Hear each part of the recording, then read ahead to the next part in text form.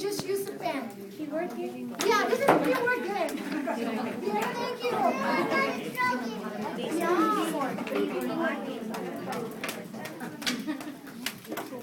Okay, are you ready? You can do it. You can, if you're three, you can do it among you. Three, yeah, it's okay. You just put something in the middle. Yan, yung middle natin. Hindi ko ba nagigets yun? This is called the keyword game. Keyword Okay, game. so you have to put your hands in your head, on your head. Keyword.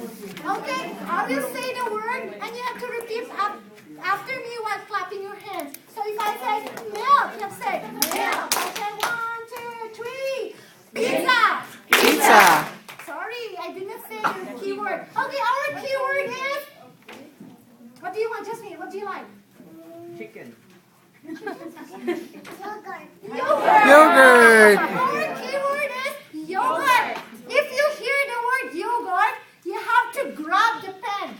And the one who grabs first is the winner. Okay? 1, 2, 3. Cheese.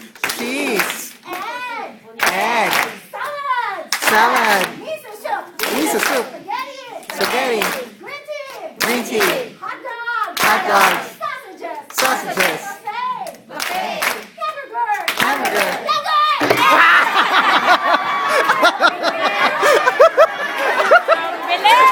Ang reflection sir.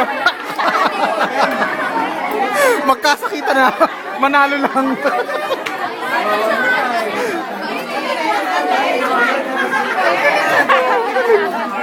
Galing ng mga idea ng ano. Teacher siya for having my school siya.